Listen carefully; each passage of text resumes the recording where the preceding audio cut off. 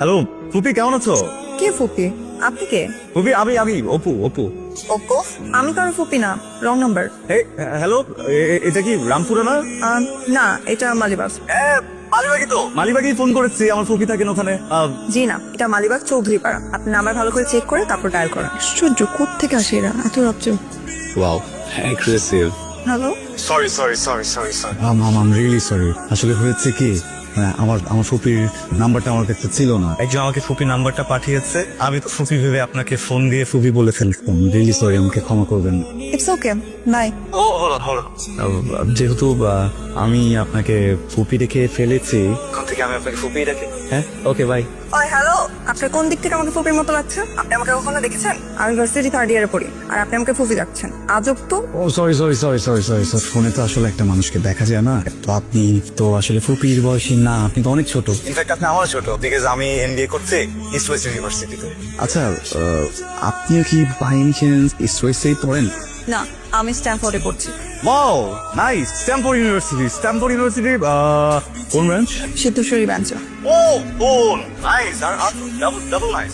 এত সুন্দর মোমেন্ট আছে আমার ওখানে, আর অনেক সুন্দর ক্যাম্পাস। ওয়াও। ও তাই? ঠিক আছে, ধন্যবাদ। হ্যালো। আর একটু বলতে চাচ্ছিলাম যে ভুল করে আপনাকে ফুপি রেখে ফেলেছি।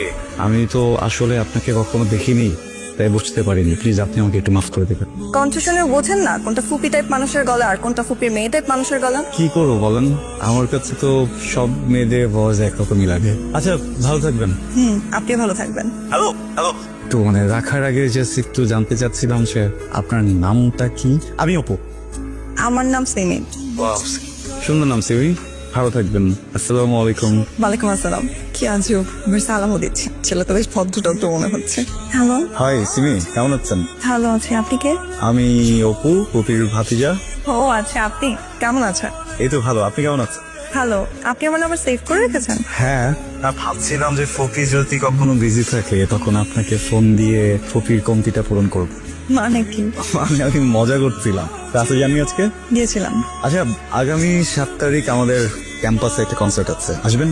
আপনি কিন্তু বেশ কৌশলী। কেন বলুন তো? এই যে কৌশল করে আমাকে আপনার ভার্সিটিতে যাওয়ার জন্য বলছেন, যাতে আমার সাথে দেখা করতে পারেন।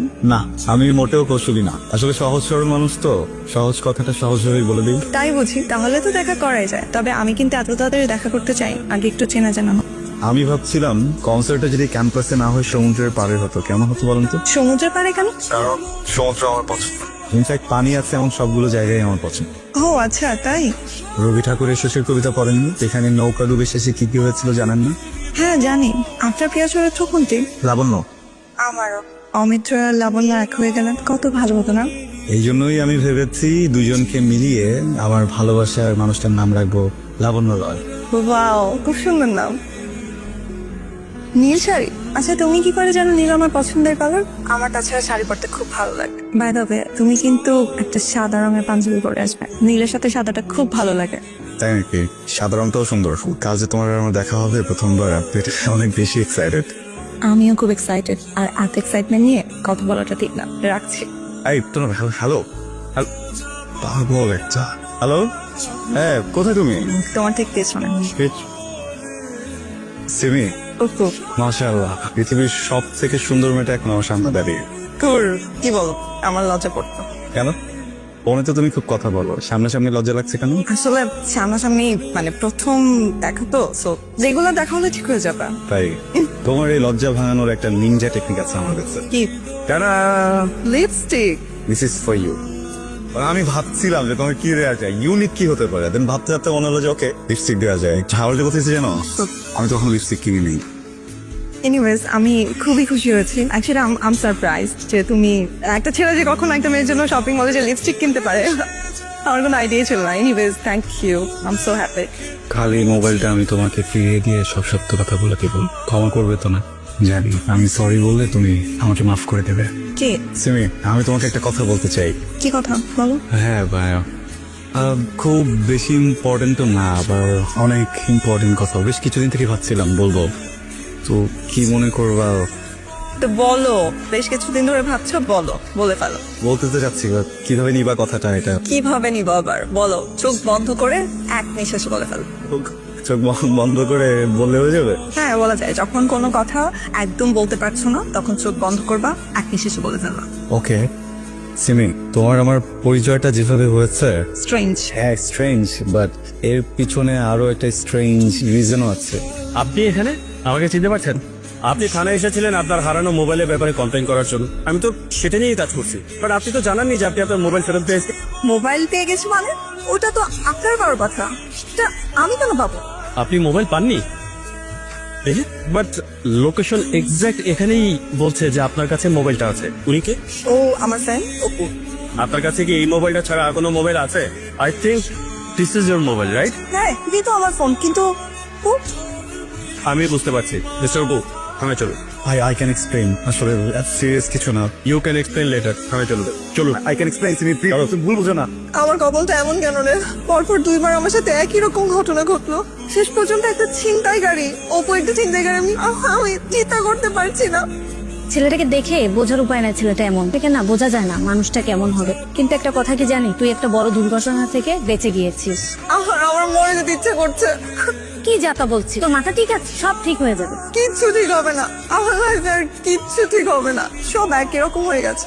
আপনি এখানে কেন এসেছেন? আপু সিমির সাথে 2 মিনিট কথা বলবো প্লিজ, বলে চলে যাবো। সিমি আপনার সাথে দেখাও করবে না, কথাও বলবে না। এভাবে সাজানো কেন সবকিছু? কোনো প্রোগ্রাম বাসায়? হ্যাঁ, সিমির বিয়ে ঠিক হয়েছে, আজকে ওর গায়ে হলুদ।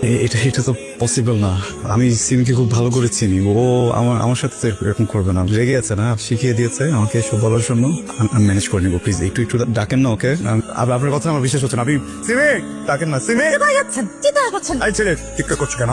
তোমার সব কথা আমি শুনেছি। আজকে সিমির গায়ে হলুদ, এরপর গেস্টটা আসবে। গেস্ট আসার আগে তুমি পাশে তুলছো। আঙ্কেল আমি চলে যাবো, জাস্ট 2টা মিনিট কথা বলি প্লিজ। সিমি তোমার সঙ্গে কথা বলবে না। আঙ্কেল আমার খুব জরুরি কথা বলাটা, প্লিজ আপনি একটু বোঝার চেষ্টা করুন। তুমি যাবে, আমি পুলিশকে কল করবো। ওটা আঙ্কেল আপনার যাকে ইচ্ছা আপনি কল করতো, সিবির সাথে দেখা না করে আমি এখান থেকে কোথাও যাচ্ছি না। আর কত বড় সাহস, তুমি আমার মুখে মুখে তর্ক করছো। প্রাণ হচ্ছে আমার। বাবা আমি কথা বলছি, কি করে যাও? তাড়াতাড়ি কথা বলে ভিতরে আয়। কেন ঠিক না? তোমাকে না বলেছি তোমার এই জায়গাটা আমাকে দেখাবে না। দেখাবো আমার কখন? তা আমার কিছু কথা আছে যেগুলো তোমাকে শুনতে হবে। আমি তোমার কোনো কথাই শুনতে চাই না, চলে যাও এখান থেকে। বের হবো তো তোমাদের সত্যটা জানানোর পর, তুমি সত্যটা জানো না এটা তোমার জানা দরকার। তুমি একটা প্রতারক, তোমার কাছ থেকে সত্য জানবো?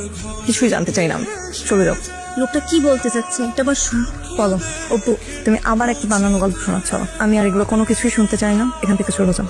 বানানো গল্প? আমার গল্প মিথ্যা, আমার পরিচয় মিথ্যা, আমি নিজে মিথ্যা, কিন্তু তোমার প্রতি আমার যে ভালোবাসা এটা কিন্তু মিথ্যা না। দেখো আমার সমুদ্র পছন্দ না, পাহাড় পছন্দ। যেদিন থেকে আমি জেনেছি যে তোমার সমুদ্র পছন্দ, আমি চেষ্টা করেছি যেন আমিও সমুদ্রকে ভালোবাসতে পারি। আমার প্রিয় রং কালো, কিন্তু যেদিন থেকে আমি জেনেছি যে তোমার নীল পছন্দ, আমি সবসময় নীল পরেছি। আমার বাসায় এখন আমার সব কাপড় নীল। আমি না হেভি মেটাল শুনতে পছন্দ করি, রক সং শুনি, কখনো বই পড়ি। আমি বই পড়তে পারিও না, ঘুম আসে, কিন্তু আমি পড়েছি তোমার জন্য। বই পড়েছি, পড়তে পড়তে যখন ঘুমিয়ে পড়তাম উঠে আবার বইটা পড়তাম। আমার মনে হতো তুমি যদি কখনো জানতে পারো যে আমি তোমার জন্য এই চেষ্টাটা করেছি, তোমার ভালো লাগবে। রবীন্দ্রসঙ্গীত আমি বুঝি না, চেষ্টা করেছি বোঝার। আমি না এই কদিন তোমার জন্য অনেক কিছু বুঝে ফেলেছি, তুমি আমাকে বুঝতে পারোনি। আমি বুঝতে পেরেছি অপু, কিন্তু সবকিছু এত মিথ্যে দিয়ে শুরু হয়েছে যে আমার পক্ষে সবকিছু এত তাদের ভুলে যাওয়া সম্ভব না। তাছাড়া বাবা বিয়েটাও ঠিক করে ফেলেছে, আমি চাইলেও এখন আর বাবাকে কিছু না বলতে পারবো না। আমার মনে হচ্ছে এটা অনেক দেরি হয়ে গেছে। আশা করবো তুমি বুঝতে পেরেছো, এবং আর কখনো আমার সামনে আসবে না। ইটস ওকে, আমি কখনো তোমাকে আর মুখ দেখাবো না। আমি এখন এখান থেকে বের হয়ে চলে যাব, আর কখনো এমন কিছু করবো না যেটার জন্য তোমার লাইফে প্রবলেম হয়। তো তুমি কোনো ভুল ধারণায় থেকো না, ঠিক আছে? আমি কিন্তু ফেলিয়ার না, আমি গেইনার। আমি যাকে ভালোবাসি সে কিন্তু ভালো থাকবে, আমার ভালোবাসি কিন্তু তাকে ভালো রাখবে। আমি কিন্তু ফেলিয়ার না।